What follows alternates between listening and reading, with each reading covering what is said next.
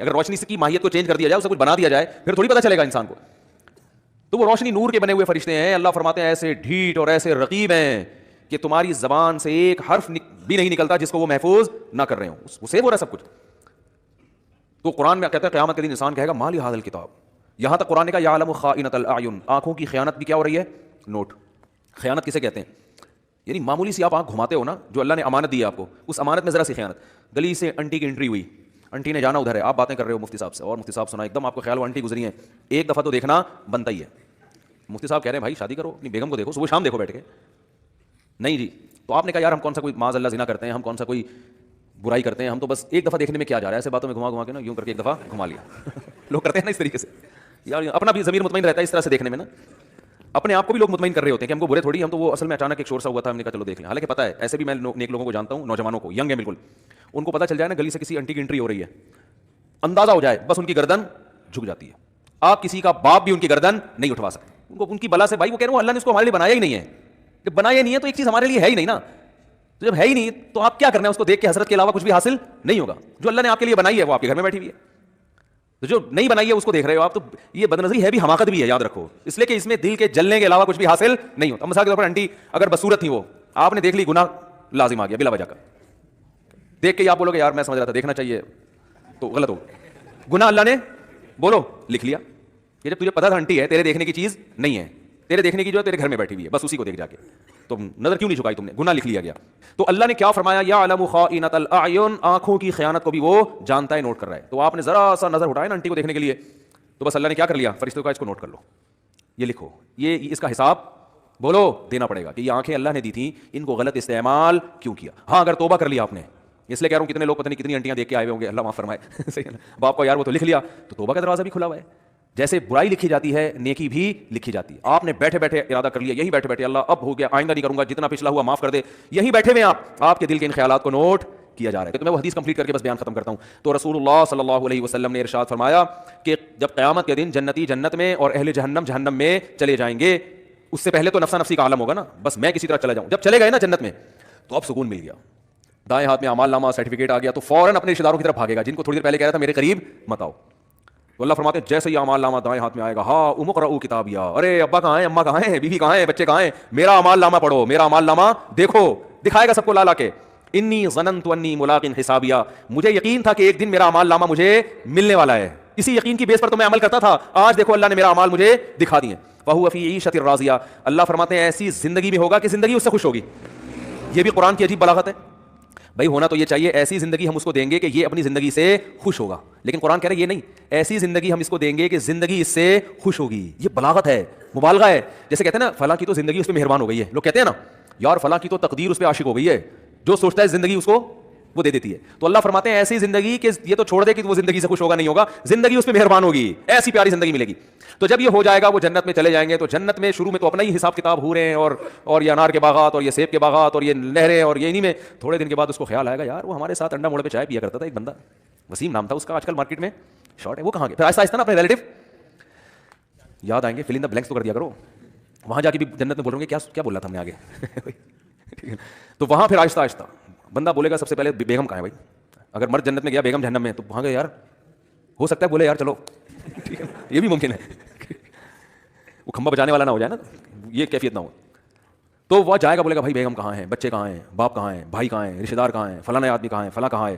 تو آہستہ آہستہ جتنا قریبی رشتہ ہوگا نا, جس سے جتنا تعلق ہوگا, وہ یاد آنا شروع ہوں گے, اور وہ ادھر سزا کھا رہے ہوں گے جہنم. تو نبی صلی اللہ علیہ وسلم نے فرمایا یہ جنتی اللہ سے اپنے رشتہ داروں کے اور ریلیٹیوز کے بارے میں لڑیں گے.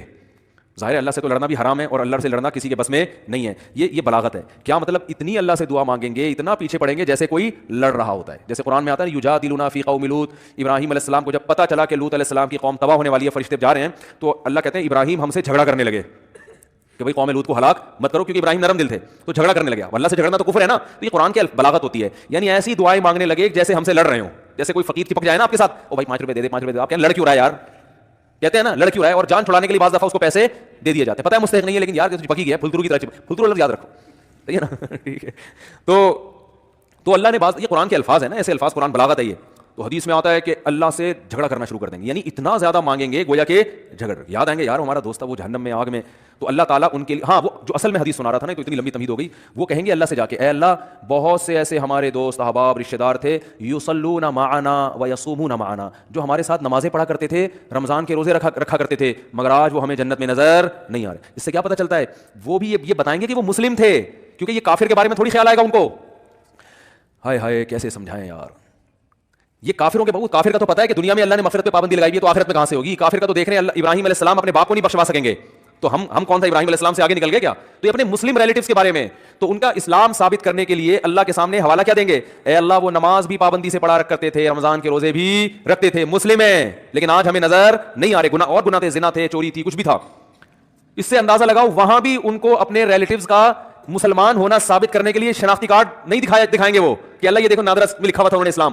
وہاں بھی اللہ ثبوت مانگے گا, اسلام کا ثبوت کیا تمہارے پاس, تو ثبوت پیش کریں گے, اللہ تو جانتا ہے, تو اعمال نامہ نکال کے دیکھ لے, نمازوں میں ہمارے ساتھ کھڑے ہوتے تھے, رمضان کے روزوں میں ہمارے ساتھ ہوتے تھے, روزے نہیں چھوڑتے تھے رمضان کے, اور نہ نماز چھوڑتے تھے, کیونکہ اسلام کا رکن ہے نا یہ.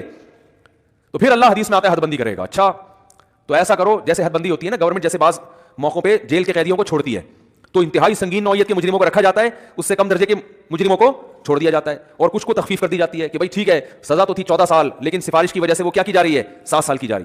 تو اللہ حد بندی کریں گے, کیونکہ کچھ ایسے نمازی ہوں گے چھوٹے موٹے گناہ تھے, کچھ چھوٹے تو گناہ کی وجہ پہ جہنم میں نہیں جاتا, یعنی کبیرہ جو دوسروں کی نسبت چھوٹے تھے, ایک آدھ دفعہ کبیرہ گناہ ہوا, توبہ نہیں کی, مر گئے, تو اللہ کہیں گے چلو ان کی سزا تو بنتی تھی, مگر میں تمہاری سفارش کی وجہ سے ان کو جہنم کی آگ سے نکال رہا ہوں.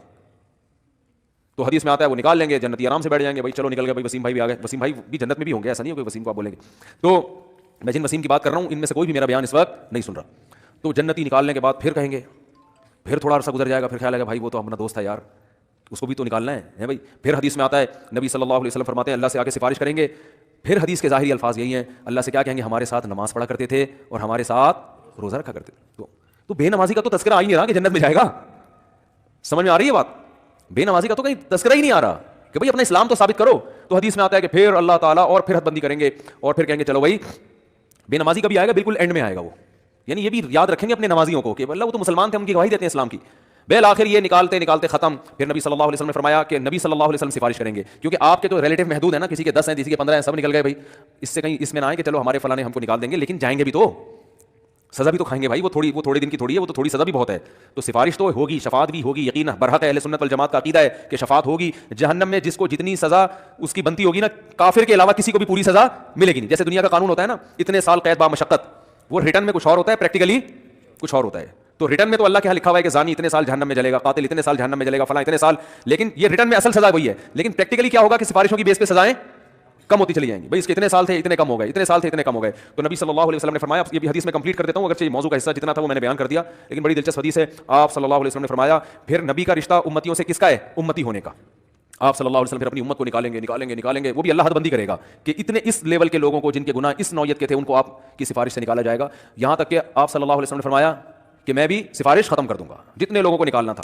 تو اللہ کہے گا کہ کوئی ہے مزید سفارش کرنے والا, آواز آئے گی بھائی اب کوئی بھی نہیں ہے. اللہ کیا پیارے الفاظ ہیں یار حدیث کے. اللہ فرمائیں گے ہل یبقى الا الرحمن, جو رحمان ہے سب سے زیادہ رحم کرنے والا وہ تو ابھی باقی ہے. یعنی تمہیں اگر ترس آ رہا ہے, کوئی تمہارا ماموں ہے, کوئی تمہارا چاچا ہے, کوئی تمہارا باپ ہے, تم ان رشتوں کی بیس پر, اور نبی ترس کھا رہے ہیں کہ میری امت ہے, تو اللہ فرمائیں گے میں تو رحمان ہوں اور یہ میری مخلوق ہے, میں تو رحمان ہوں نا, تو رحمان کیسے چھوڑ دے گا, وہ اپنی مرضی سے نہیں نکالے گا. تو نبی صلی اللہ علیہ وسلم نے فرمایا کہ اللہ تعالیٰ اعلان کریں گے کہ جس نے آدم سے لے کے آخری انسان جو قیامت تک آئے گا نا, کوئی بھی ایسا انسان جس نے کبھی کوئی نیکی نہ کی ہو, کچھ بھی اس کے اعمال میں خیر, صرف میری توحید پر ایمان رکھتا تھا, وہ صرف میری مانتا تھا میرا کوئی خدا ہے اور کیا ہے اکیلا, بس اتنا اقرار کیا ہو زبان سے, صرف دل میں مانتا تو فرعون بھی تھا, فرعون بھی مانتا تھا کہ خدا ہے, زبان سے اقرار کیا ہو پوری زندگی میں ایک دفعہ. من کان فی قلبہ مثقال حبۃ من خردل من ایمان, ایمان کا ایک معمولی سا رائے کی دانے کے برابر ذرہ بھی ہو, اور اس ذرے کی وجہ سے کبھی زندگی میں خیر نہ کی ہو, ساری زندگی اس کی بدعمالیوں سے بھری ہوئی ہے لیکن ایک نیکی ہے, تو اس کو بھی نکال کے لے آؤ.